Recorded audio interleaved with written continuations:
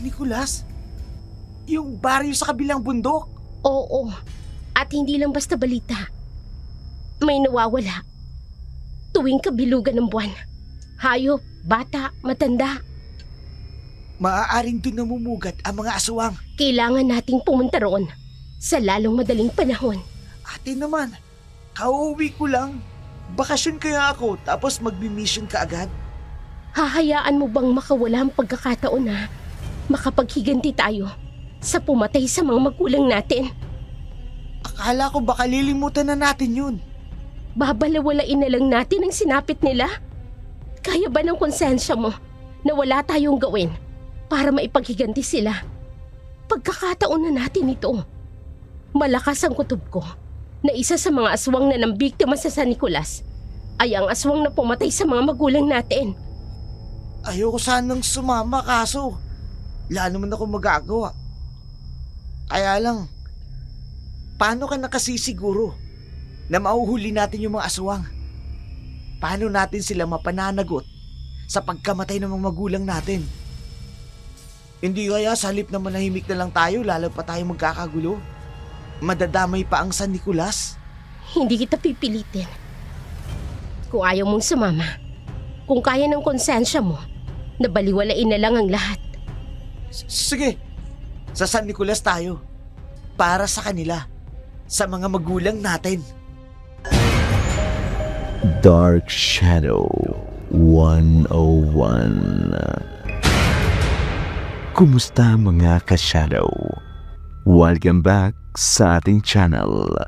Para sa lahat ng mga mahilig sa kwentong aswang at kababalagan, huwag nating kalilimutang mag-subscribe sa ating channel, Dark Shadow 101. Lahat ng aming ilalahad mula mismo sa ating mga letter sender na hanggang ngayon nanginginig pa rin sa takot kapag naaalala nila ang kanilang nakaraan. Kwentong kilabot at katatakutan. Narito na ang ating tula sa araw na ito.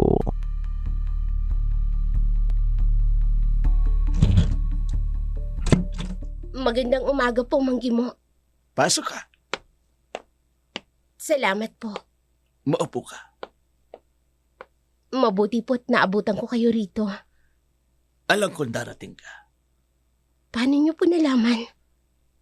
Simula nang mabalitaan kong may gumagalang aswang sa San Nicolas, alam kong kikilos ka para tugisin ang aswang. Yun lang naman ang hinihintay mong pagkakataon, di ba? Ang muling umatake ang mga aswang para ipagiganti ang pagkamatay ng iyong mga magulang. Hindi ko kayang palampasin ang pagkakataong ito. Alang-alang kina mama at papa. Hindi ka pwedeng lumusong na kulang sa armas. Eto, mga kailangan mo. Asin na may basbas, pana na gawa sa kahoy ng balete, at itong pulsiras, proteksyon niya laban sa mga dinalang na hindi mo agad makikilala, at itong punyal na tatapo sa buhay ng aswang. Salamat po, Manggi mo.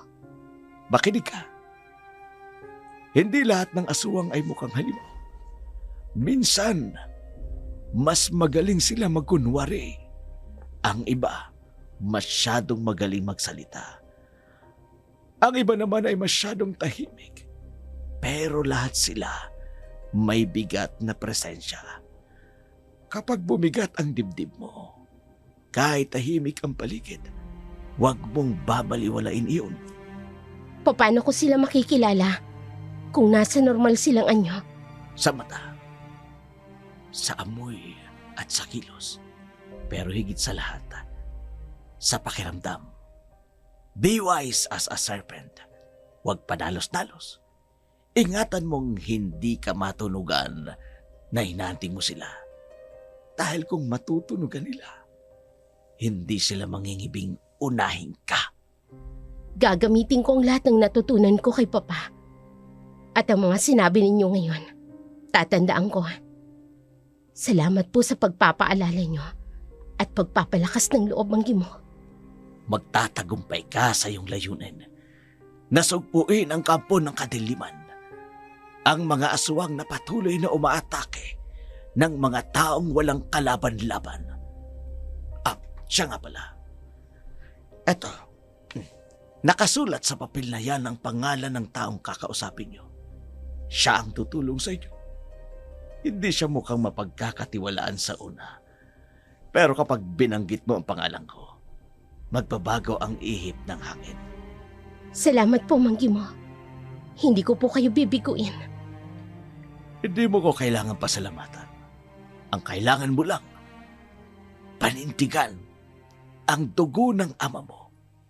Maging isang mahusay na manunugis ng aswang. O mas higitan mo pa ang husay ng iyong ama.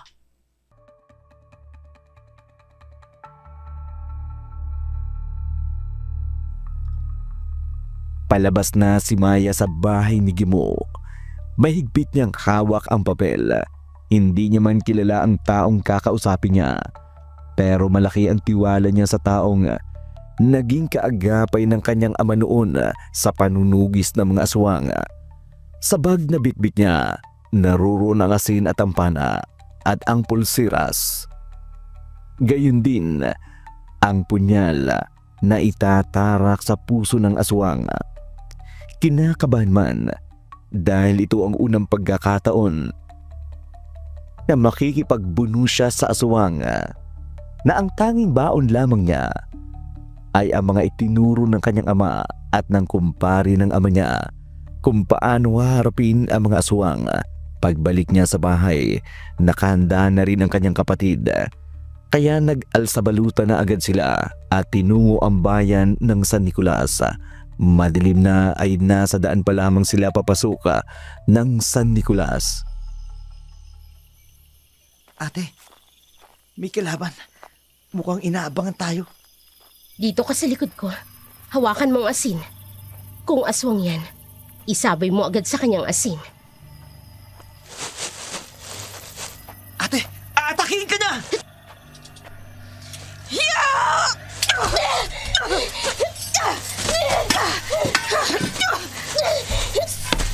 Sino kayo? Spiya kayo ano? Pwes, hindi na kayo makakalabas ng buhay sa lugar na to! Hindi kami naghahanap ng gulo! Pero gulong dala ninyo!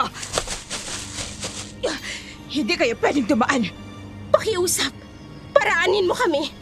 Hindi kami pwedeng abutan ng dilim sa daan. Akin ang pana mo! Hindi pwede! Papayag lang akong pumasok ka sa amin kung sasabihin mo kung anong pakay mo sa amin.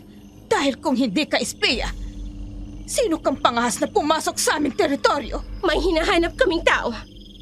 Sino? Eto, nakasulat sa papel na yan. Akin na. Kilala mo ba siya? Kanino galing ito? Kay Manggi mo, isang manunugis ng aswang sa Baryo Talagtag. Sumama kayo sa akin. Bilisan ninyo. Sasamahan ko kayo sa bahay na pwede niyong matutuluyan. At sasabihin ko na rin sa inyo ang mga dapat niyong gawin.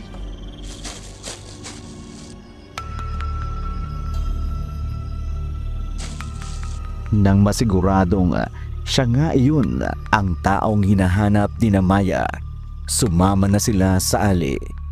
Bigla niyang naisip ang sinabi ni Gimo na sa una pa lang ay hindi ito mapagkakatiwalaan, pero kapag nabanggit nito ang pangalan ni Gimo, manlalambot ang puso nito. Inistima sila ng maayos, sinamahan sa kanilang matutuluyan. Mga ilang minuto rin ang paglalakad nila mula sa lugar kung saan sila nagkaengkwentro. Pagdating nila sa lugar, tumambad sa kanila ang isang maliit na kubo, luma na tiyari sa pawid, pero matibay ang pagkakatayo. Dito muna kayo. Magpahinga kayo. Bukas, saka ako sasabihin ang mga dapat niyong malaman. Pasensya na nga pala kanina. May mangilan-ngilan na kasing dayo sa lugar namin. Kaya kailangang manigurado kami. Lalo na ngayon, May gumagalang aswang sa lugar namin. Hindi lang nanginginain ang hayop. Pumapatay rin ang tao. Protektado ang lugar na to. Marami ring pangontra ang nakasabit sa gate pa lang. Kaya walang aswang nasasalakay dito. Magtagumpay nawa kayo sa inyong hangarin. Umalis na si Aling Loleng. Iniwan silang dalawa. Agad naman nilang inasikaso ang kanilang mga sarili. Sadyang inihanda ng matanda ang kubo para sa kanila. Nagtataka man si Maya pero ipinagwalang bahala na lamang ang isipin. Inasikaso na lamang nila ang kanilang mga sarili para kinabukasang pakikibaka. Hindi man nila alam kung sino ang aswang pero malakas ang loob nila na mahuli ang aswang. Kinabukasan, sa likod ng bahay ni Aling Loleng, bumungad kina Maya at Makoy ang isang malawak na bakuran. May mga batyang puno ng tubig alat, mga kahoy na panghalo at mga sako ng asin na nakasalansan sa gilid. Ito ang kabuhayan ni Loleng, ang paggawaan ng asin.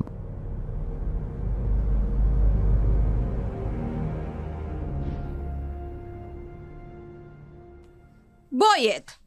Ayusin mo yung mga sako sa gilid. Huwag mong hayaang mabasa ng hamog. Balutin mo ng trapal yung mga tapos na. Opo, Aling Loleng. Tulungan na natin. Tutulungan ko lang. Sige, ako na dito. Ganito ang pagproseso ng paggawa ng asin. Una, kinukuha namin ang tubig alat mula sa dagat. Ibinubuhos yan sa mga punlang lupa. Yung parang malalapad na palanggana sa lupa. Pinapainitan sa araw ng ilang araw hanggang matira ang asin. Pagkatapos, iniipon yan gamit ang kahoy. Saka nilalagay sa batya. Doon na pinipino, binibilad ulit, tapos saka na ibinabalot sa sako. Ang tagal po pala bago nagagawang asin, ano? Hindi pala madali yung paggawa nito. Bakit niyo po pala naisipan na ganitong klaseng negosyo? Supplier kami ng mga manunugis, mga aswang hunters. Sila ang pangunahing kliyente namin. Alam mo ba kung anong unang gamit nila sa bawat operasyon? Hindi baril, hindi kutsilyo. Asin, yan ang una nilang pangontra. Kaya bawat butil ng asin na ginagawa namin dito, mahalaga at sagrado para sa amin. Bakit po kaya takot ang mga aswang sa asin? Takot ang aswang sa asin dahil may kakayahang sunugin o sirain ang kanilang balat. Lalo na kung ito'y may basbas o ritual. Hindi lang namin negosyo ang asin. Bagkus, bahagi na ng kultura ang asin bilang pangontra sa mga aswang. May mga lugar na hindi na kayang pasukin ng mga pulis o sundalo. Pero ang mga manunugis, buong tapang nilang hinaharap ang aswang gamit ang kanilang mga armas, kasama ang asin.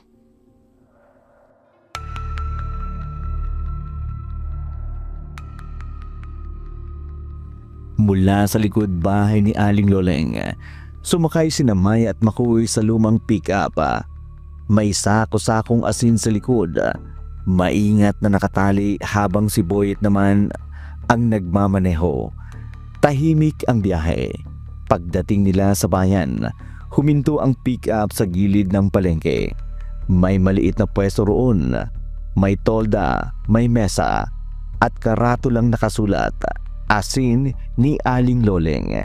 Tunay na malinis, protektado." Unang araw pa lang ni Maya bilang tindera. Habang inaayos ang mga balot, pinagmamasdan niya ang mga dumaraan. May mga nanay na may bitbit ng gulay. May mga batang naglalaro sa paligid. Unang araw niya sa tindahan nang makaramdam siya ng kakaiba.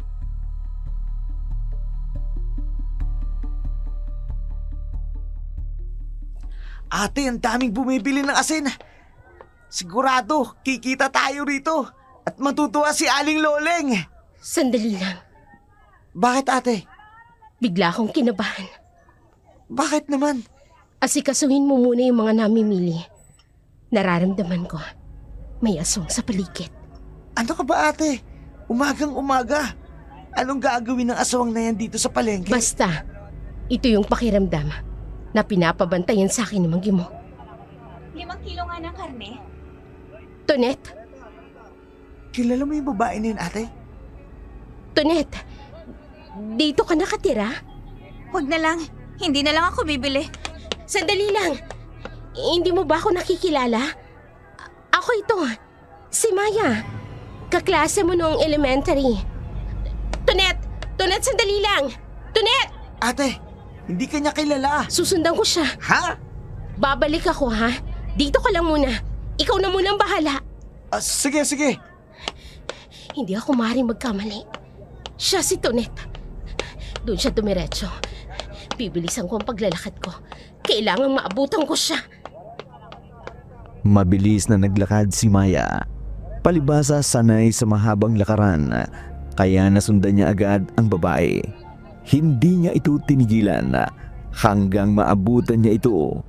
Ganun na lamang ang gulat ni Maya kung bakit tila iba na ang pakikitungo nito sa kanya. Tonet! Tonet! Tonet, sandali! Ano ba? Bakit mo ba ako iniiwasan? Bakit mo ko sinusundan? Natural. Kilala kita. Nagtataka ako kung bakit mo ko iniiwasan. Ang tagal nating hindi nakita. Tapos ngayon, ganito mo ko pakikitunguhan? Ako to, si Maya. Kababata mo. Kalaro mo sa sapa. Kasama mong nagtatago sa ilalim ng mesa kapag umuulan. Ako yun. Nagbabagong panahon. Nagbabago rin ang tao. Anong ibig mong sabihin? Huwag mo nang asahang maibabalik pang dati. So ikaw nga si Tonet. Anong nangyari? Matagal tayong hindi nagkita. Tapos ganyan mo lang ako kakausapin? Parang hindi mo na ako kilala. Parang wala tayong pinagsamahan. Mas mabuting gano'n na lang. Hindi mo rin maiintindihan. Kaya nga kita tinatanong. Ipaliwanag mo. Kasi ako, kahit anong mangyari, kilala pa rin kita. Ikaw ang kaibigan ko. Ikaw ang Tonet na kilala ko. Mabuti pang bumalik ka na sa pwesto mo. Hindi ako aalis hanggat hindi mo sinasagot. Anong nangyari sa'yo, Tonet? May mga bagay na mas mabuting hindi mo na malaman. Bakit ganon? Bigla ka na lang nawala sa atin. Tapos ngayong nagkita tayo dito, sa loob ng halos 8 taon. Tapos ganito lang? Aalis na ako. Saan ka nakatira? Doon kami malapit sa may dagat. Pwede ring lakarin mula rito. Pwede ko bang malaman kung saan ka nakatira? Hindi na kailangan. Please. Paraanin mo ko. Hindi.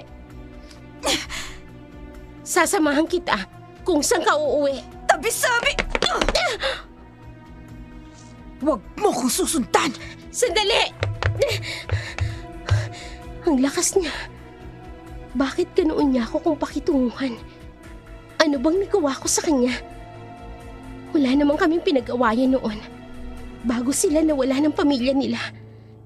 Hindi ako papayag. Baka may malaki silang problemang pinagdadaanan. Susundan ko pa rin siya. Aalamin ko kung saan siya nakatira. Aalamin ko rin kung ano bang problema niya.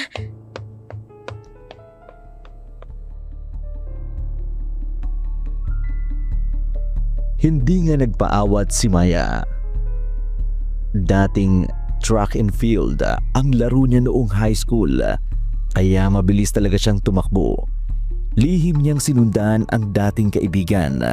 Sa isang medyo maliit na apartment ito nakatira, sa 3rd floor. Hindi na lang siya nagpumilit pang pumasok. Sapat na sa kanya na malaman kung saan tumutuloy ang kaibigan niya. Pagkatapos noon, bumalik na siya sa kanilang pwesto. Dahil tanghali pa lang ay ubos na ang tinda nilang asin. Umuwi na ito sa tinutuluyan nilang bahay. Pag uwi niya napansin niyang halos isang kanto lang pala ang layo ng tinutuluyan nila sa apartment ng kanyang kaibigan. Malamang ay magkakapanagbu ang landas nila dahil iisang tindahan lang ang binibilhan doon.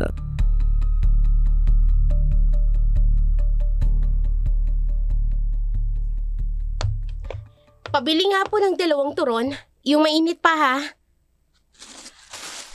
Ay, yan. Mainit pa yan ha. Abay kaluluto lang. Excuse me. May alam ka bang pwedeng maupahan dito sa paligid?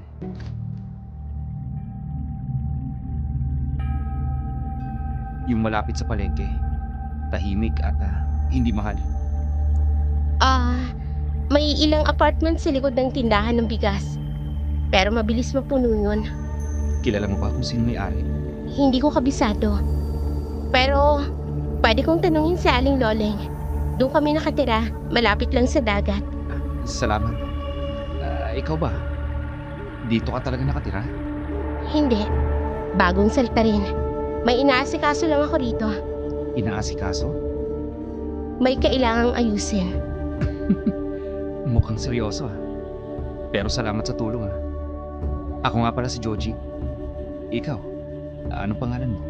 Maya, Maya. Bagay sa iyong pangalan mo. Simbolo ng pagiging palakaibigan. Isang tunay na karaniwang Pilipina. Hindi mayaman, pero masaya. salamat. Mahilig ka palang mag-trivia. Palabasa lang. Eto na yung turon mo, Salamat po. Kung hindi naman kaabalahan sa'yo, baka pwedeng magpasama? Hi. Magkakilala ba tayo? Hindi naman. Pero narinig ko lang sa may kanto na naghahanap ka ng mauupahan dito sa San Nicolas. May alam akong paupahan. At free din ako ngayon. Pwede kitang samahan. Tunet, Kilala ba kita? Sa totoo lang, may sasama na sa akin. So, tinatanggihan mo ko? Hindi naman. Kaya lang, nakakahiya kay... Okay. Kung hindi ka magpapasama sa akin, pagsisisihan mo ang araw na to na tinanggihan mo ko. pwede ka magpasama sa kanya. Total, may gagawin din naman ako. Kita tayo mamaya Tara na.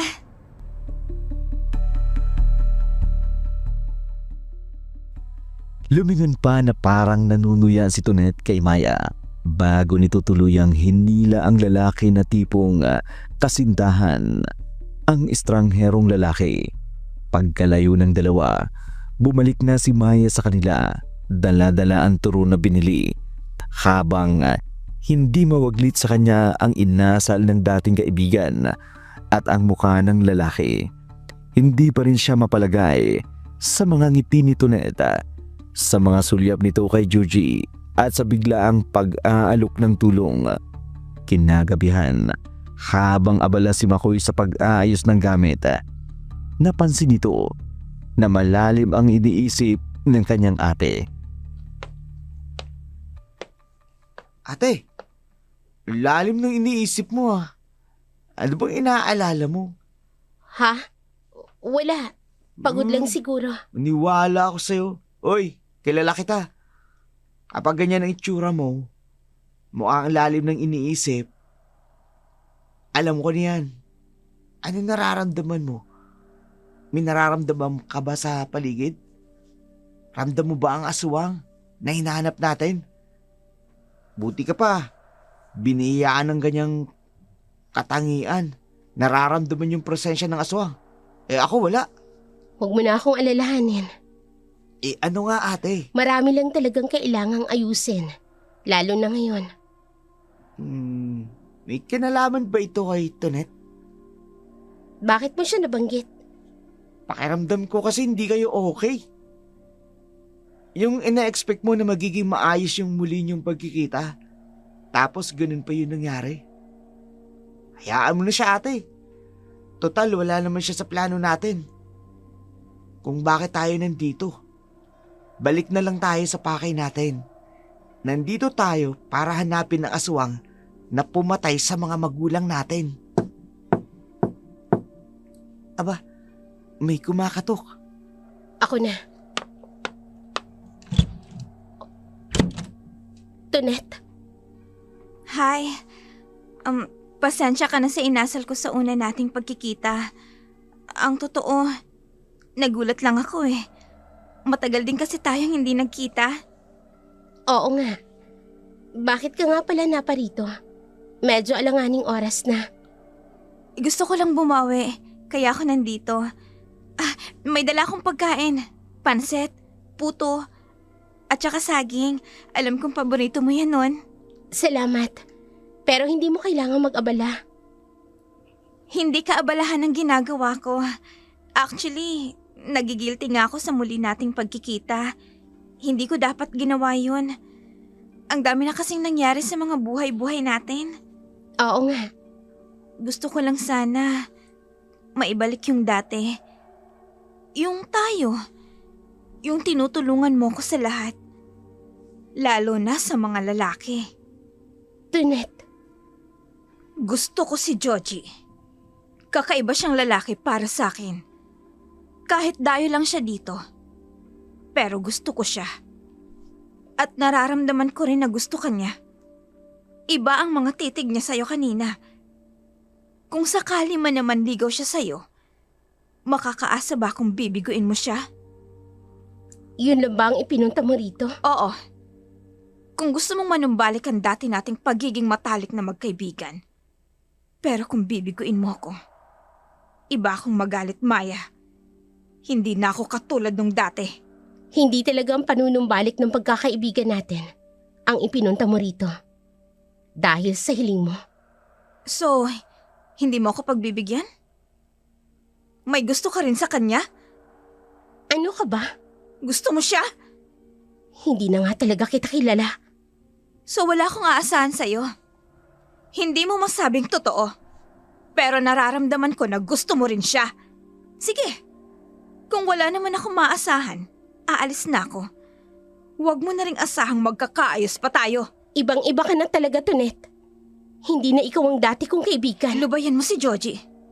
Akin lang siya. Ate, Tulungan mo kong isarang pintuan at ang bintana natin. bakit? Basta, iba ang nararamdaman ko. Anong nararamdaman mo? Nasa paligid lang ang aswang. Kung ganon, delikado ang kaibigan mo. Susundan ko siya. Pero ate, delikado. Maaatim kong hindi niya ako kilalanin bilang kaibigan. Pero hindi ko rin kayang pabayaan na lamang siya. Kung ito na ang pagkakataon, para magkaharap kami ng aswang, handa na akong pumatay ng aswang. Tuluyan na ngang sinundan ni Maya ang dating kaibigang si Toneta. Medyo malayo at delikado na rin ang daan. Kaya nagmamadali na rin si Maya na sundan ang babae. Sa pag-aakalang mabibiktima ng aswang ang dating kaibigan. Medyo masukal ang daan na binabagtas niya. Pero hindi siya nagpatinag. Lalo pat malakas ang pakiramdam niya na nasa paligid lamang ang aswang. Maya-maya pa nakita niya ang nakakikilabot na nilalang. Ito ang unang pagkakataon na makakaengkwentro niya ang aswang. Tonet! Tonet! Hintayin mo ko! Tonet! Ang bilis niyang naglakad. Mabuti naman kung nakaalis na agad siya dito. Delikado kung makakasalubong niya ang aswang. Oh, nararamdaman ko ang presensya ng aswang sa lugar na ito. Kung totoo man, makabubuti. Matagal na kitang hinahunting na aswang ka. Ilalabas ko ang mga pangontra sa aswang at ang punyal na tatapos sa'yo.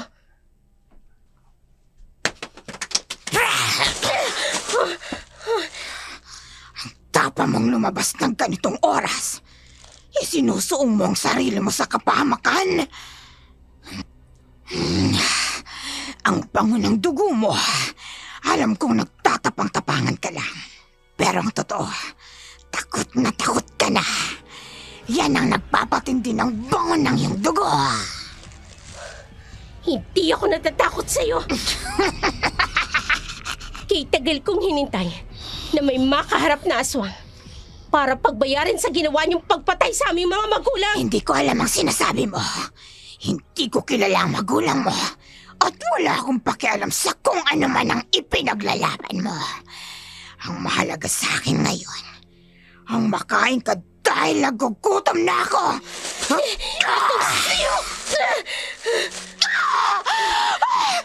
Anong sinabi mo sa akin? Langis na hinaluan ng bawang at asin.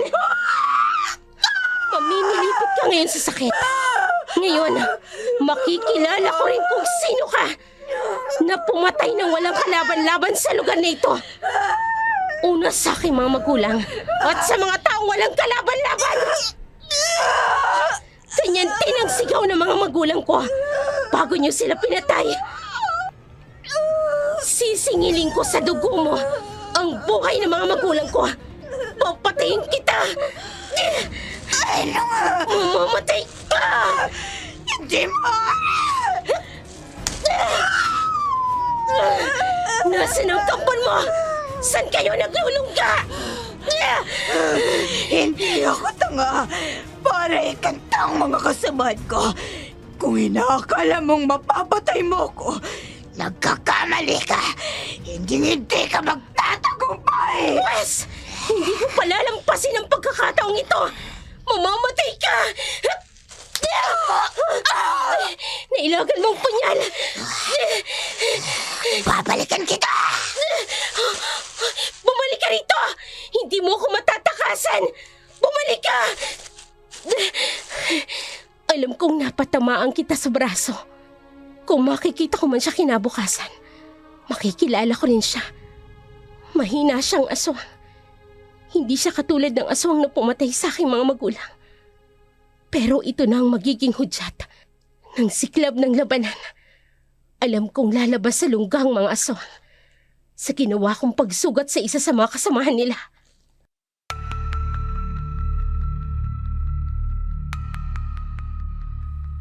Hindi takot kundi galit ng paghihiganti ang nararamdaman ni Maya ng mga oras na yun. Hindi niya rin namamalaya ng oras, kaya nang mapansin niyang malalim na ang gabi, bumalik na siya sa kanilang tinutuluyan.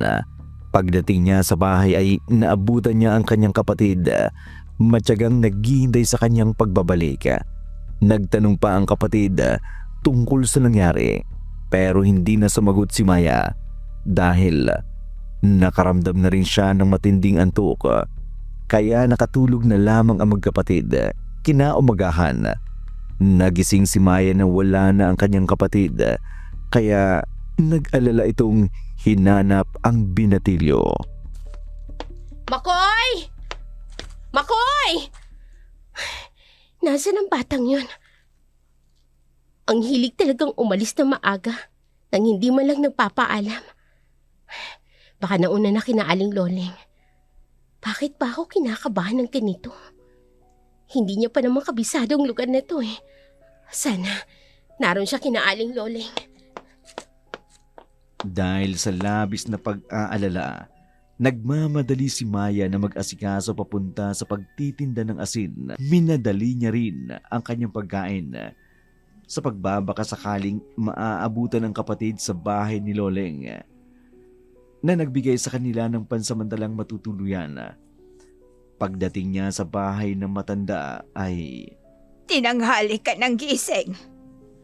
Opo, napagod po kasi ako kagabi. Kagabi? Ang dami ko po kasing inayos sa bahay na tinutuluyan namin. Ganon ba? Eh bakit palingalinga ka? Inahanap ko po kasi ang kapatid ko. Akala ko po, nauna na siya sa akin. Walang Makoy na pumunta dito. Nasaan kaya ang kapatid ko? Ano ba kasing nangyari? Kanina kasi pagising ko, wala na siya sa bahay. Kailangan ko na siguro magmadali. Baka nauna na siya sa palengke. Huwag mong sanayan ang kapatid mo na maglakad mag-isa. Lalo pa ngayong talamak ang balitang may aswang na gumagala sa alanganing oras. Aling Luling! Aling Luling! Abay bakit ka humahangos? May patay ho doon sa itaas. Sa daanan pababa sa palengke. Diyos mio! Nakatatakot po ang itsura niya. Aling Luleng, wak-wak po ang tiyan at nakalabas na inyong lamang loob. At wala na rin yung dugo niya sa tiyan.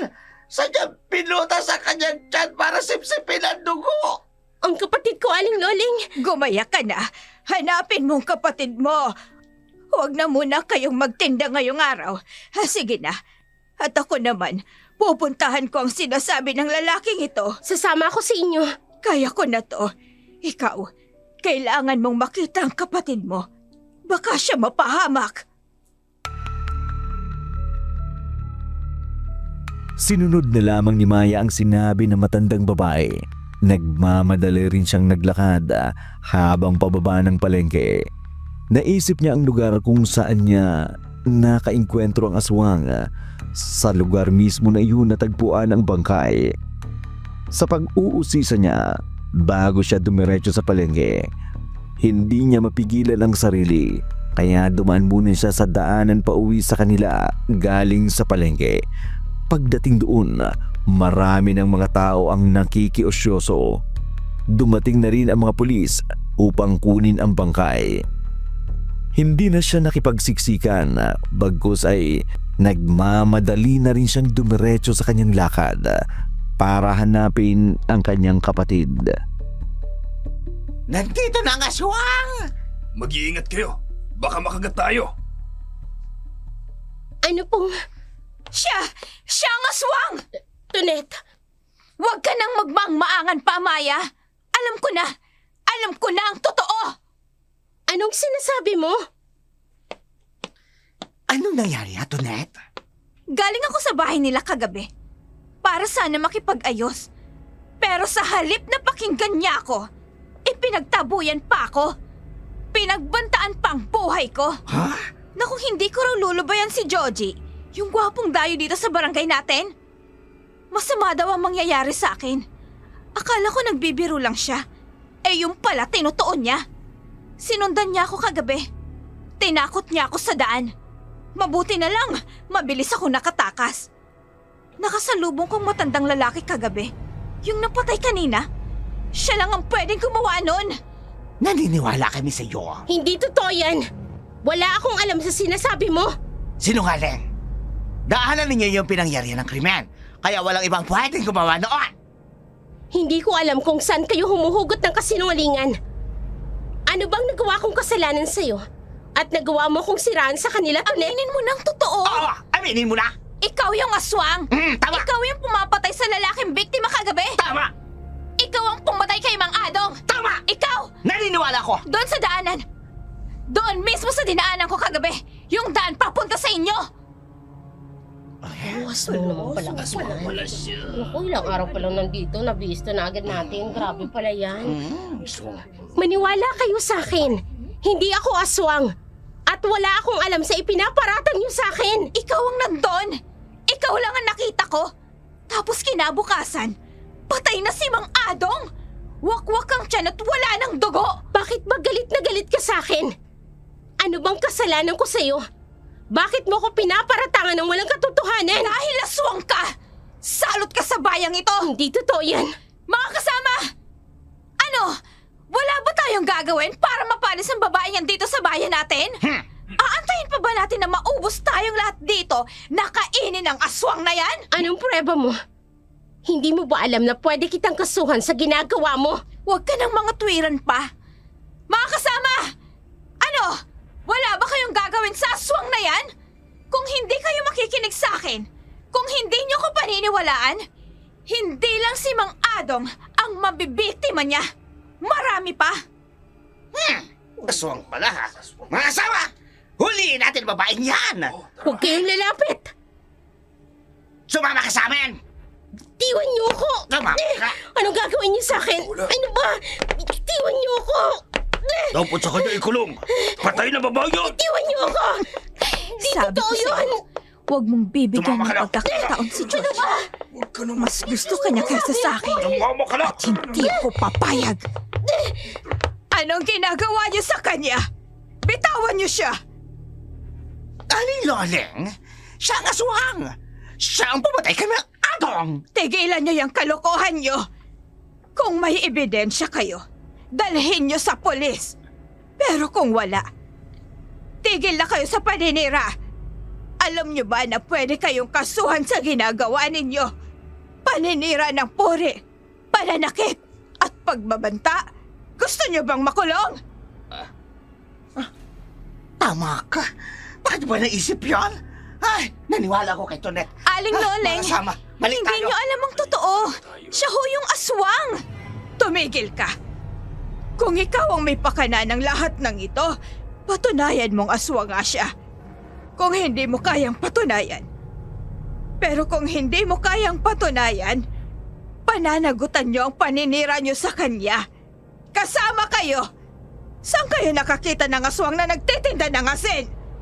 Alam niyo naman na takot ang aswang sa asin. Oo nga, no? Tama, Baka nga hindi siya. Baka mali naloko tayo ng Tonet na yan. Ay, naku, nananahimik tayo.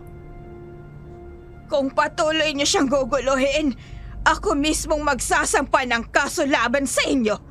At tandaan niyo, kung wala kayong pruweba, umuwi na kayo! Wala nga, kaya umuwi na tayo. Pati yung kwesta po iniwan ko dahil dyan. Isa-isang nagsiuwian ang mga tao, dala-dala ang kaba at pag-aalangan. Naiwan si Maya, hingal, hawak ang braso na pilit na kinakalagan sa pagkakahawak ng mga tao, at si Aling Loling naman matatag na nakatayo sa tabi niya. Maya, huwag kang matakot. Mula ngayon, hindi ka nila guguluhin. Matatakot ng mga yun sa'yo. May kalalagyan sa akin ng babaeng yun. Kailangan niyang turuan ng leksyon. Ano pong gagawin ninyo? Basta, hindi ko gustong tabas ng tila ng babaeng yun. Nasaan nga palang kapatid mo? Hindi ko rin siya nakita kanina pa. Oo nga pala. Mabuti pa, hanapin mo muna nang makauwi na muna kayo sa tinutuluyan ninyo. Hinanap nga ni Maya ang kanyang kapatid sa buong palengke, pero hindi niya ito nakita. Sa lahat ng mga eskinita, sa lahat na pwedeng puntahan ng kapatid ay pinuntahan niya na, pero wala ito.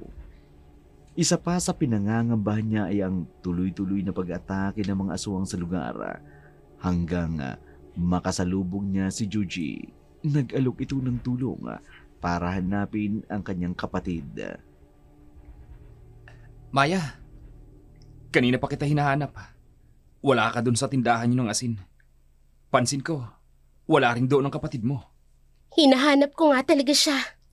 Nawawala ba siya? Oo, Kailan pa? kaninang umaga pagising ko. Wala na siya. Baka naman hindi talaga siya umuwi kagabi. Hindi mo lang napansin. Imposible. Nasa bahay siya kagabi. Magkasabay pa nga kaming natulog. Ngayon niya lang ba ito ginawa? Oo. Kaya nga nag-aalala ako sa kanya. Tutulungan kita sa paghahanap. Hindi na kailangan. Kaya ko to.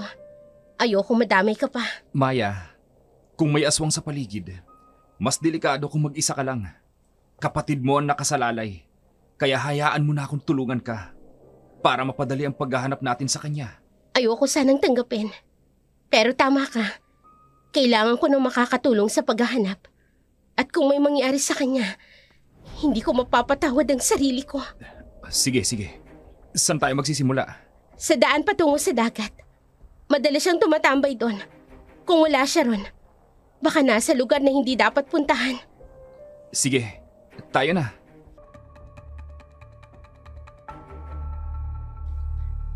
Yun ang unang pagkakataon na magkasama ang dalawa. Nagkaroon ng pagkakataon si Juji na maipahayag sa dalaga ang tunay niyang hangarin. Subalit dahil may inaalala si Maya, hindi niya pinagtuunan ng pansin ang masyadong pagpapahayag ni Joji. Natapos ang buong maghapon, hindi nila natagpuan ang kapatid nito. Kaya pinilit na lamang ni Juji ang dalaga na umuwi muna sa tinutuluyan nila. Ganun na lamang ang kanyang gulat sa kanyang naabutan. Makoy! Mabuti naman at nandito ka na. Alam mo bang nag-alala ako sa'yo buong maghapon? Saan ka galing? Anong nangyari sa'yo? Humarap ka nga sa akin. Hindi pwedeng ganyan. Matapos akong mag-alala sa'yo, tapos hindi mo ako kikibuin? Makoy, kausapin mo naman ako. Ano bang nangyari? Maya, hayaan mo muna siya. Baka kailangan niya lang na makapagpahinga. Baka napagod lang kanina. Pagpahingain mo muna. Hindi. Kailangan naming mag-usap. Pasensya na. Pero palagay ko, kailangan niya magpahinga. Makoy! Hayaan mo na muna. Sige. Pero hindi ako papayag na hindi kami magkausap ngayong gabi. Kung ayos lang sana sa'yo, ako na lang sigurong kakausap sa kanya. Baka sakaling magpahayag siya ng problema niya. Salamat. Kahit paano, gumaan ang pakiramdam ko. Walang anuman yun, Maya. Sana pumayag ka. Dito muna ako sa inyo ngayong gabi. Ano? Huwag ka mag-alala. Kahit dito lang ako sa labas ng balkonahin nyo, kailangan nyo lang ng makakasama ngayong gabi. Lalo pa may gumagalang aswang sa lugar na ito. May napatay na siya, kaya baka ulit-ulitin ang aswang. Salamat. Inaalala ko lang ngayon ang kapatid ko. Kung may pinagdadaanan siya, kusa niyang sasabihin. Mas mabuti kung huwag mo muna siyang pilitin. Sige. Pero hindi ko lang mapigilan ang hindi mag-alala. Hindi pa nga namin natutupad ang layunin namin sa lugar na to. Tapos nagkakaganyan na siya. Kaya gusto kong makasigurado na maayos ang lagay niya. Nagpahinga na silang tatlo. Si Georgie sa balkonahe, si Makoy sa banig, habang si Maya naman ay sa tabi ng kapatid. Ngunit hindi pa rin mapakali si Maya. Makalipas ang ilang oras, naalimpungatan siya nang marinig ang kakaibang ungol ng kapatid. Lumapit siya, ngunit bigla na lamang siyang itinulak nito ng malakas. Makoy! Anong nangyayari sa'yo? Bakit ka nagkakaganyan? Makoy! Makoy, ako to. Ang ate mo. Huwag mo kong itulak. Diyos ko. Ang mga mata mo. Bakit nag-iiba? Makoy! Makoy, anong nangyayari sa'yo?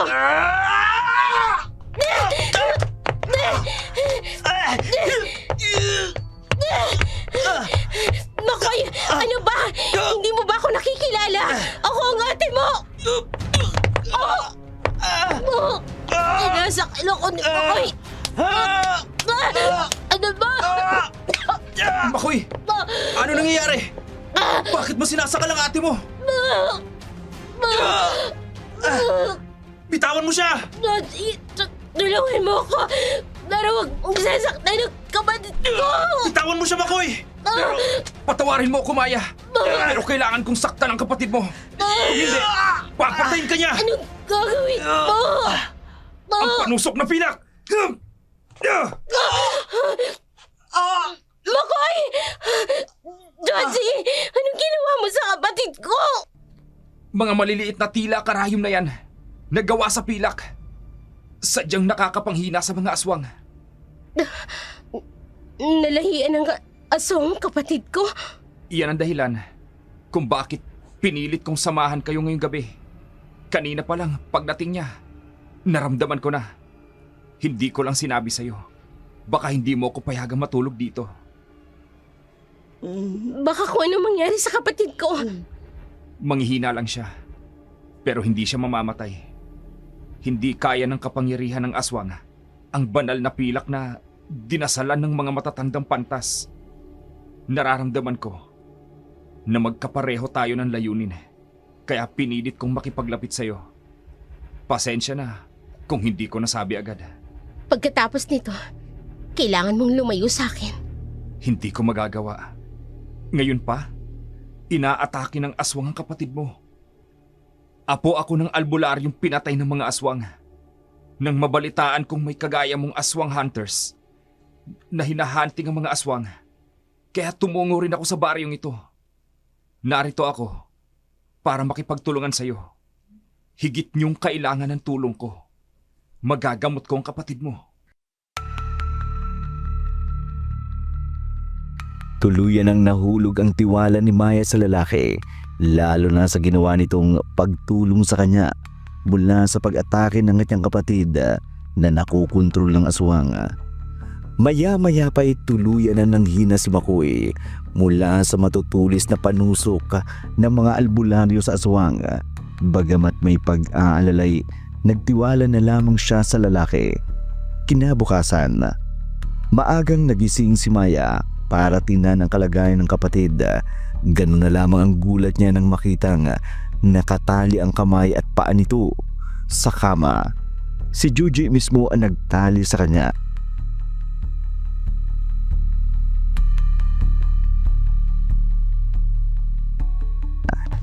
Joji, anong ginawa mo? Bakit mo itinaling kapatid ko?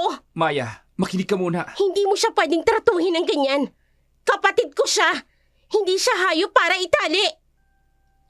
Ate, Makoy, huwag kang magalit kay Kuya Juji. Ako ang nakiusap. Ako mismo ang nagsabi sa kanya na itali ako. Kapag may nangyayari sa akin, ayoko nang makapanakit ng ibang tao. Lalo ka na, ate. Ayoko na maulit yung ginawa ko kagabi na hindi ko makontrol yung galit ko at halos mapatay kita. Makoy, Nilapatan ko na siya ng paunang lunas. Gamot na magpapaalis ng itim na kapangyarihan sa katawan niya. Kapag tuluyan ang natalo ng gamot ang sumpa, gagaling na siya. Makoy, magpagaling ka ha. Hindi pa tapos ang misyon natin sa lugar na to. Kailangan nating mapatay ang aswang na gumagala sa lugar na to para maipaghiganti natin ang mga magulang natin. Sasamahan kita, Maya. Joji, Dapat na magkakampi tayo ngayon. Kung iisa lang naman ang atin layunin, mas madali nating mahuhuli ang aswang na nambibiktima rito. Kung magkasama tayo, anak ng albularyo at anak ng manunugis ng aswang. Magandang tandem, di ba? tama ka. Kung papayag ka, si Makoy ang magiging susi natin para mahuli ang aswang. O marahil, alam na ng aswang na nandito ka at hinahanap mo siya. Pero naunahan ka niya. Alam niyang malakas ka. Kaya ang kapatid mo ang inuna niyang mabiktima. Walang hiyang aswang na yan. Demonyo talaga. Hindi ako makapapayag na pati ang kapatid ko sirain nila. Matitikman nilang galit ng isang manunugis ng aswang. Nagpupuyo sa galit si Maya sa mga oras na iyon. Wala siyang ibang nais na gawin kundi ang mapadali ang paghahanap sa aswang. Makiisa sa plano ni Juji na mahanap ang aswang na nanghawa sa kanyang kapatid. Buong maghapon silang nagplano para gawin ang pag-atake sa aswang. Dahil hindi maamin ng kapatid kung sino ang taong nakasalamuhan niya sa palengke. Wala silang magawa kundi lagyan ng pain ng kapatid sakaling makawala ito. Nag-aalala man si Maya pero mas pinili niyang sundin ang plano ni Juji. Kinagabihan sa kabilang dako sa bahay na tinutuluyan ni Toneta. Sa ngalan ng itim na kapangyarihan, dinggin ang aking dasal. Iti ko mambibig ng mga nakasaksi ng karahasan ng dilim. Walang magsasalita laban sa akin. Walang mangangahas na hadlagan ng paghahari ng kadiliman. Ako lamang ang kikilalanin ng mga napunlaan ng binhi ng bertud ng dilim.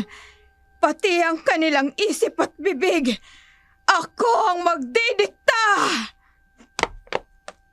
Sino yan? Bubuksan mo to o sisirain ko ang pinto mo para makapasok ako. Subukan mo.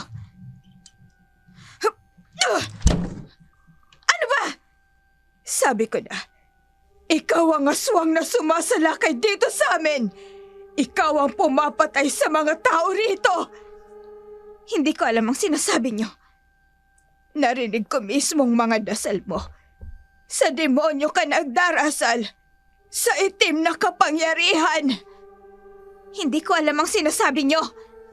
Hindi ka na makakapagkaila pa. Dinig na dinig ko kung paano ka nagdasal. Kampon ka ng demonyo. Ikaw ang aswang, tapos pagbibintangan mo si Maya sa unang araw pa lang nila dito. Pero ang totoo, ikaw pang demonyong manghahasik ng lagim dito sa San Nicolas. Nababaliw ka na. Wala akong alam sa sinasabi mo. Wala ka nang magagawa. Malalaman ng buong bayan na ikaw ang aswang. Kung magagawa mo, anong gagawin mo? Demonyo ka! Aswang ka nga! Tingnan ko lang kung makapagsusumbong ka pa sa mga tao. Bitawan mo ako! Puputulin ko ang dila mo nang hindi ka na makapagsalita. Hindi ka magtatagumpay! Anong gagawin mo? Tatapusin ang mga hadlang sa aking plano. Huwag! Maawa ka! Nakikiusap ako!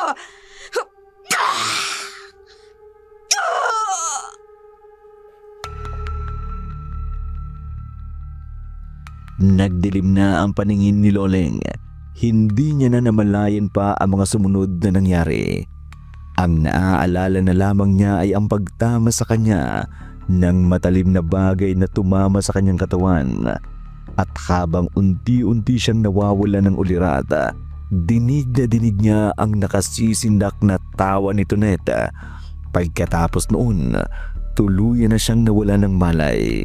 Kinabukasan, hindi na makausap ng matino si Aling Loleng. Napansin agad ni Georgie ang kalagayan ni Loleng. Gawa ng isang wakwak na aswang ang Aling nangyari kay Lol.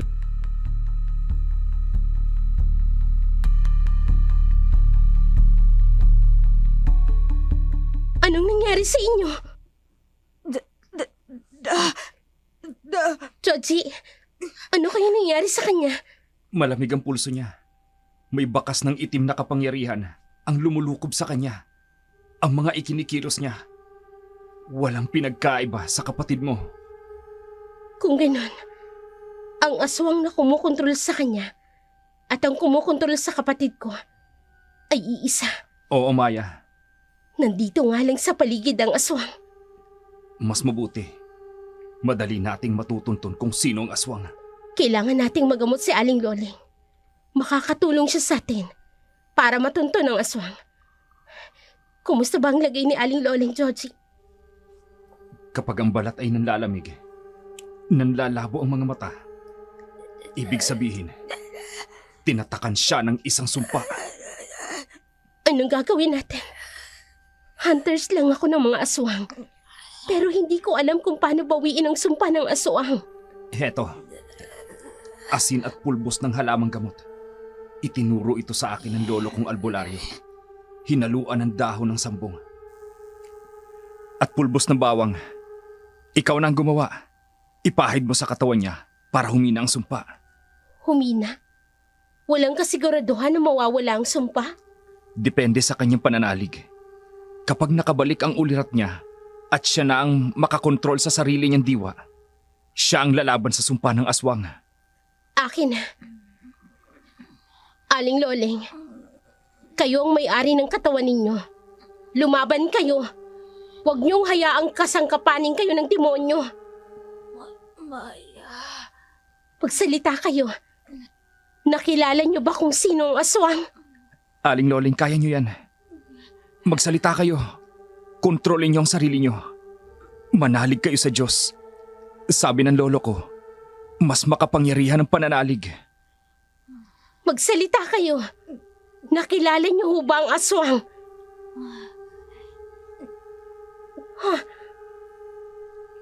Nandito siya.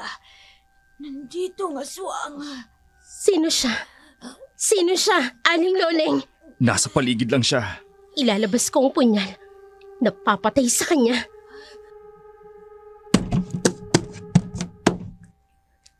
Nasa labas ang aswang. Haharapin ko siya. Sasamahan kita. Aling Loleng, bakit niyo hinawakan ang kamay ko? Bitiwan niyo ako. Kailangang harapin ko ang aswang na yan. Tatapusin ko siya. Joji, tulungan mo ako matanggal ang pagkakahawak niya sa akin. Bago pa makatakas ang aswang. Bitawan niyo siya. Magkakampi tayo rito, Aling Loleng. Aswang ang kalaban natin. Umiiling siya. Anong ibig sabihin, Aling Loleng? Bakit niyo ako pinipigilang lumabas? Bitawan niyo siya. Sige na, Maya. Labasin na natin ang aswang. Humanda ka sa akin ngayon. Mag-iingat ka. Oo. Mamamatay ka! Makoy! Mabuti na lang, hindi mo siya nasugatan ng punyal mo. Maaari niya itong ikamatay. Makoy, ang ate mo ito. Makinig ka sa akin. Alam kong kaya mong kontrolin ang kumakasangkapan sa'yo. Tulungan mo kung matunton ng aswang. Kayo ni Aling Loleng ang makakatulong sa akin para mahanap ang tunay na aswang at matigil ng kasamaan niya. Tulungan mo naman ako, Makoy. Pakiusap. Sundan mo siya. Aling Loleng. Sundan niyo. Maya, tara na. Huwag nating hayaang tuluyan siyang makalayo. Ang kapatid mo ang magagamit natin para matunton ang aswang. Mag-iingat kayo. Babalik kami, Aling Loleng. Babalik kami. Pangako.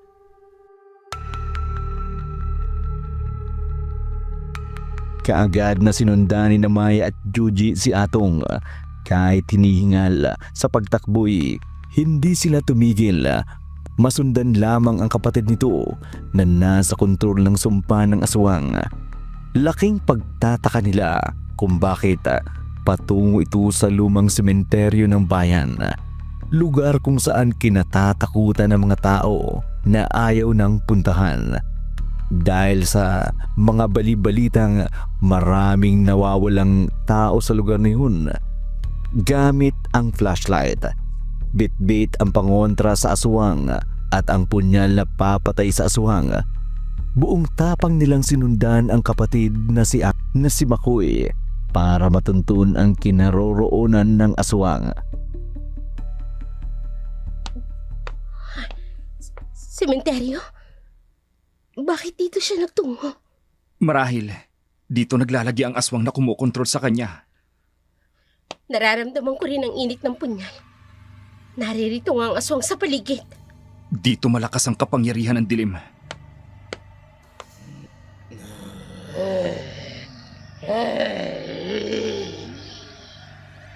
Pare-pareho ang galaw nila. Iisang direksyon nila. Iisa lang ang kumukontrol sa kanila. Sumasabay sa kanila ang kapatid mo. Patungo sila sa isang lumang gusali. Dun sa dulo nitong sementeryo. Magsipagluhod kayo sa akin! Makoy! Makoy! Ang mga pangahas! Pumasok sa aking lungga! Tonet! Ikaw ang pinuno ng mga aswang. Sabi ko na nga ba, una pa lang, nararamdaman kong kakaibang kapangyarihan sa'yo. Tunay nga, kampon ka ng kadiliman. Pakawalan mo ang kapatid ko! Hindi ako tanga para gawin yan! Matapos kong magtagumpay na gamitan siya ng sumpa ng pagiging aswang, papakawalan ko lang sila. Magiging kampon ko silang lahat!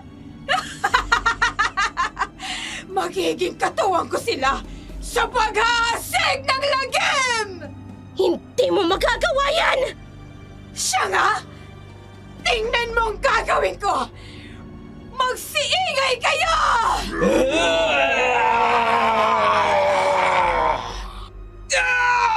Atakin ka ni Makoy! Wag! Sige! Patayin mo ang kapatid mo! Nang pare-parehong mawala ang pamilya mo! Nang mag-isa ka na lang sa buhay! Anong alam mo sa pagkamatay nila? Anong alam mo? Ano? Ano sa akala mo ginagawa ng aswang sa mga aswang hunters? Kung hanap nila ang aswang para patayin, ganun din ang mga aswang! Hinahanap din namin sila para patayin! Ikaw ang pumatay sa mga magulang ko! Ikaw ang pumatay sa kanila! Ako nga! Ako nga ang pumatay sa kanila! Bakit? Dahil ang tatay mo ang pumatay sa mga magulang ko! Tao rin kaming katulad nyo! Pero mas pinaniwalaan ng tatay mo ang aligasyon ng mga tao na aswang ang pamilya ko! Namatay ang mga magulang ko sa pangunguna ng tatay mong manunugis ng mga aswang! Kaya hindi mo ako masisisi kung bakit ko yun ginawa sa kanya! Iginanti ko lang ang pagkamatay ng mga magulang ko! Sa galit ko! Kusa akong sumama sa mga aswang at niyakap ang pagiging aswang! Mapatay lang ang tatay mong manunugis ng aswang! Ngayon alam mo na. Sabihin mo kung sinong may kasalanan! Kung bakit lumayo ang loob ko sa'yo? Oo! Matalik kitang kaibigan! Nagsumpaan na magdadamayan hanggang kamatayan at hindi ko makakalimutan yon. Hindi kita magagawang patayin! Pero ang mga nasa paligid mo, ang mga malalapit sa'yo, papatayin ka! Yeah! Papatayin mo ako! Harangan siya! Alisin mo ang sumpa sa kapatid ko! Sige! Gagawin ko sa isang kondisyon. Hahayaan mo si Joji na sumama sa akin. Sinabi ko na sa'yo nung una pa lang, layuan mo siya. Pero anong ginawa mo? Inilapit mo pa rin ang puso mo sa kanya. Alam mo nang may gusto ko sa kanya. Nakipagmabutihan ka pa rin sa kanya. Tatanggalin ko ang sumpa ng pagiging aswang sa kapatid mo at kay Loleng. Kung sasama sa akin si Joji, siya ang ipapalit ko sa kapatid mo. Kung yan ang kinakailangan, sasama ako sa'yo. Pakawalan mo lang sina Loleng at Makoy. Hindi mo kailangan gawin yan.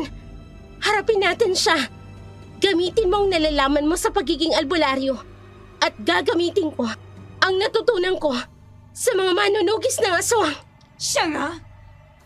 Kung ang tatay mo na matinding manunugis ng aswang, napatay ko. Sa tingin mo, hindi ko kayang gawin yan sa kapatid mo. Lalo pa nahawa ko siya sa leeg. Bago mo ako mapatay, papatayin ko muna siya. Ano? Gusto mong tapusin ko siya sa harapan mo mismo? Ano, Joji? Hahayaan mo lang bang mamatay ang kapatid ng babaeng mahal mo? Hahayaan mo lang ba siyang magdusa nang wala kang ginagawa? Sasama ako sa'yo. Pakawalan mo lang sila. Maya, magtiwala ka sa akin. Babalik ako sa'yo. Sa inyo. Kailangan lang natin siyang lansihin.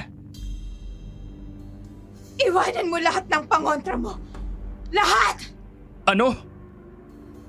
Hindi ako tanga. Tulad ng mga aswang na napakinggan nyo. Napanood nyo sa TV. Napakinggan nyo sa ibang channel. Iwanan mo na lahat. Bakit ganito? Bakit parang wala tayong nagagawa? Anong nangyari sa mga pangontra at punyal? Bakit hindi ko nagagamit? Buhay ng mga taong kontrol niya ang nakasalalay dito. Lalo ng kapatid mo. Wala na tayong pagpipilian. Gusto kong patunayan na tunay ang hangarin ko sa'yo. Sa pamamagitan lang nito, makita mo kung gaano ako katotoo sa'yo. Hindi pwede. Matigas ka. Pwes, tingnan mo kung anong magagawa ng kapangyarihan ko. Hap!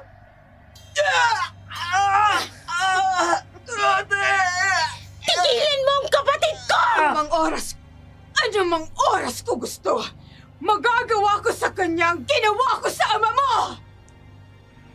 Pakawalan mo si Makoy at si Aling Loleng bago ako sumama sa'yo. Joji! Pakawalan mo na siya! Ate! Makoy! Alisin mo na ang lahat ng pangontra sa katawan mo! At lumapit ka sa akin.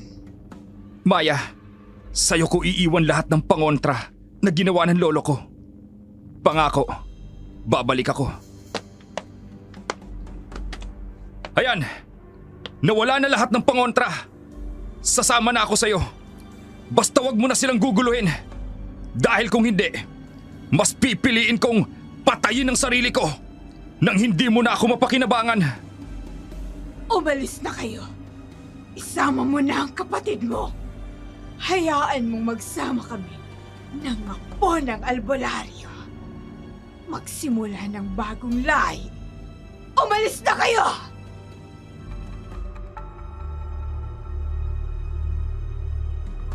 Nasasaktan man ang kalooban ni Maya sa naging desisyon ni Joji dahil sa puso niya'y may nararamdaman na rin siya para sa lalaki. Masakit sa kanya dahil sinanay niya ang kanyang sarili na manunugis na aswang, pero sa pagharap nila ng aswang na matagal niyang hinanap ang pumatay sa kanyang mga magulang, meron din palang mabigat na dahilan. Lalong nagpabigat sa kanyang nararamdaman ang wala siyang nagawa para pigilan ang lalaking binamahal niya na sumama sa babaeng aswang. Mabigat sa loob niyang lisanin ang lugar, pero itinuon na lamang niya ang sarili niya sa kaligtasan ng kapatid niya. Kaya pansamantala silang umalis doon at bumalik sa tinutuluyan nilang bahay. Ngunit bago pa man sila makarating sa inuupahang bahay, nakasalubong na nila si Ading Loleng na malakas na at matapang. Aling Loleng, anong ginagawa niyo dito? Sinundan ko kayo. Alam kong dito dadalhin ang aswang ang kapatid mo. Nasaan si Joji? Isinama na siya ng aswang. Kapalit ng paglaya ninyo at ng kapatid ko. Hindi totoo yan! Ano? Nadaya kayo ng aswang na yun. Hindi ang aswang ang nagpalaya sa akin sa sumpa at pagkontrol ng aswang na yun, kundi ang pananalig sa Diyos. Sa isip ko, nagkasal ako na ang lahat ng bagay ay nilikha niya at para sa Kanya. Kaya ipinagdasal ko na ako ay pagmamay-ari ng Diyos. Ayon sa pangako niya na palalayain sa pagkaalipin ng dilim ang isang tao sa pagsampalataya sa Kanya. At pagkatapos nun, ipinagdasal ko rin si Makoy. Nakalimutan ko lang isama sa dasal ang kasama mong lalaki. Pero ngayon malakas na ako't matatag. Tara, balikan natin sila. Bawiin natin ang kaibigan mo. Kung nalinglang niya kami, malamang na ang mga sinabi niya sa amin ay puro kasinungalingan. Hindi totoong pinatay ng papa ko ang mga magulang niya.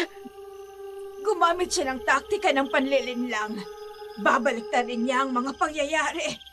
Babaluktutin niya ang katotohanan. Papalitan ang kasinungalingan. Makuha lang ang gusto niya. Maraming tao sa mundo ngayon ang katulad niya. Kahit alam ang tama, ay hindi gagawin. Bagkus mali pa rin ang gagawin. Makuha lamang ang gusto niya. Hindi. Nalinlang niya ako. Tama si Aling Loleng, ate. Kanina, kusa kong naramdaman na parang nagliwanag. At yung paglaya ko, kaya hindi talaga siya nagpalaya sa akin, sa amin. Kung sa pananalig tayo pinalayo sa pagkaalipin ng aswang na yun, umuwi muna tayo. Mag-aalay tayo ng dasal sa Diyos na protektahan si Joji sa kamay ng aswang. Higit na makapangyarihan ang magagawa ng panalangin. Higit pang kayang gawin ng Diyos sa atin kapag humiling tayo sa Kanya.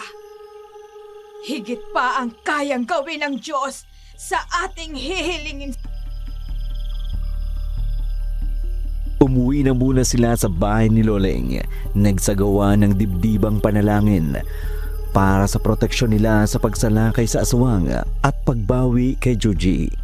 Pagkatapos ng mahabang panalangin ay naramdaman nila ang paglakas ng pananalig nila at determinasyon gamit ang mga sandatang magpapahina sa aswang. Buntot pagi, Punyal ay itatarak sa puso ng aswang at insenso na ayaw na amoy ng mga aswang. Tinungo nila ang lungga na alam ni Aling Loleng na maaaring pinagdalan sa kanya ni Toneta habang patungo sila sa lugar sa pinakadulong bahagi ng lumang sementeryo. Tila puno ng bakas ng kadiliman ang paligid. Sa gitna ng mga kantilang itim, usok na mabaho ang amoy. Nakaupo si Tonet habang si Joji naman tila ba nakatali ang tingin sa babae. Pero tutol ang kanyang kalooban. Dumating ng oras upang gawin natin ang seremonya ng pagpaparami ng lahi. Nakapaligo na ako. Tingnan mo ang katawan ko. Kung gusto mong may mangyari sa ating dalawa, takpan mo muna yung mukha mo. Napakalaking insulto. Isipin mo ako si Maya. Parang ganahan ka. Isipin ko man si Maya, pero amoy mo ang naaamoy ko. Hindi pa rin ako gaganahan nun. Pwes, tingnan natin. Tingnan mo ako.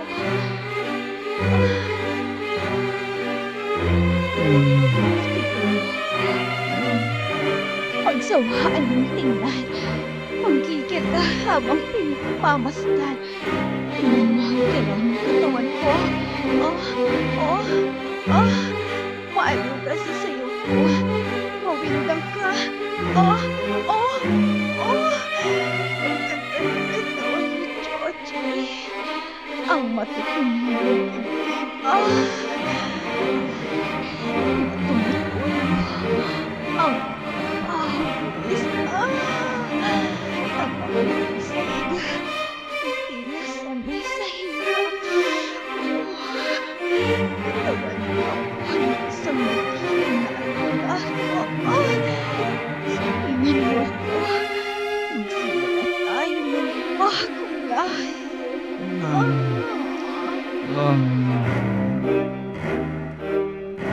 Huwag kang tuod. Gumalaw ka sa ilalim ng aking kapangyarihan. Tara na. Hindi gilid. Huwag kang mag-alala pa. Ano pa? Ibigay mo lahat. Ikembot mo pa ang katawan mo. Sige na. Hayaan mo makita ang hita mo na naman.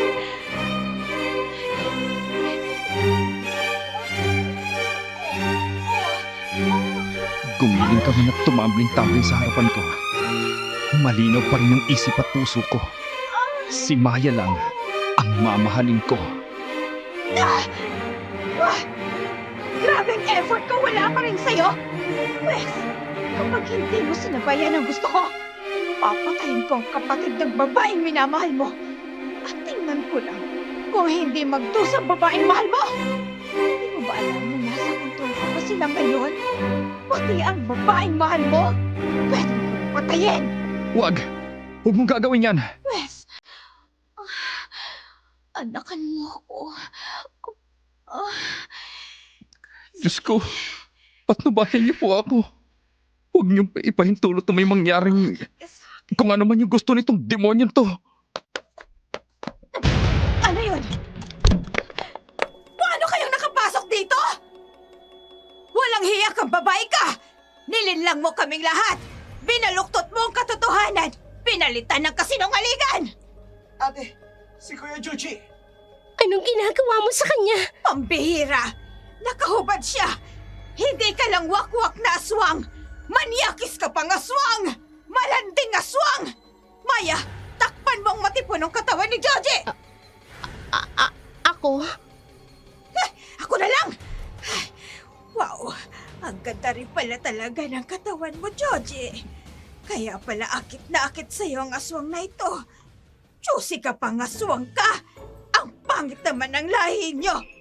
Pero gusto mo gwapo! Aling Loling, bilisan niyo na! Oo na! Ay, kung dalaga pa ako, ay nako, baka nakipag-agawan din ako sa lalaking ito. Ay, baka naman pwede kalabanin natin ang aswang na yan na hindi na natin tinatakpan ng katawan ng lalaking to. Inspirational ba? Aling Loling! Oo una. Ayan, natakpan na. Magbihis ka na. Sinira niyong moment ko! Sinira niyong plano ko! Ay, plano mong bulok! Bilisan mo na, Joji! Opo. Ate, nagpapalit na siya ng anyo. Nagiging aswang na siya. Huwag kang matakot. Joji, tulungan mo kami. Gamitin yung buntot pagi. Palibutan natin ang hindi makatakas ang aswang. Pupatayin ko kayong lahat! Biniting niyo ako! Wala ka ng kapangyarihan. Dahil sinira namin ang altar na pinagmumulan ng itim mong kapangyarihan. Hindi ako papayag! Papatayin kita! Tampasin natin ang puntot pagi!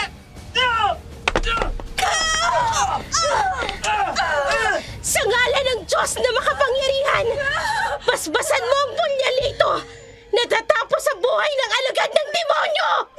Hindi! Wag! Nung nagmakaawa ba ang mga magulang ko, nakinig ka. Hindi totoo yan! Iginanti ko lang ang kamatayan ng mga magulang ko! Sinungaling! Noon pa man, manipulative ka na. Nakukontrol mo ang mga tao. Katangian na yun ang pagiging aswang. Ngayon, hindi mo na kami malilinlang. Hindi ka na makakapampiktima pa. Igagawad ko sa iyong parusa ng isang manunugis ng mga aswang. Sandali! Aling Loleng! Bago mo igawan ang hatol sa kanya, hayaan mo munang mangati ang katawan niya. Totoong kate! Anong gagawin mo? Hayaan nating pagapangin ang bulbul na higad sa katawan niya. Mabuti na lang, nakakita ako ng puno na maraming higad. Huwag, bitawan mo yan! Makoy, ang insenso, sindihan mo na para lalo siyang maghina! Opo. Ang kate! Ang kate! Yan ang gusto mo, di ba? Damhin mo muna ang kate bago mo harapin ang kamatayan! Ako na, Aling Loleng! Wag! Magkaibigan tayo. Beti mo lang ako. Hindi ko ginusto to. Maya, huwag kang magpapalinlan sa kanya! Pakiusap. Para sa buhay na inutang mo, buhay din ang kabayaran. Pakiusap, Maya. Huwag Kailanman, ang manunugis ng aswang ay hindi binibigyan ng pagkakataon ng aswang na magbago. Dahil simula't simula pa lang, kampon ka na ng kadiliman. Yun ang likas sa'yo. Kaya harapin mo ang hatol bilang kabayaran sa mga pinatay mo. Lahat ng pinatay mo, pati na ang mga magulang ko.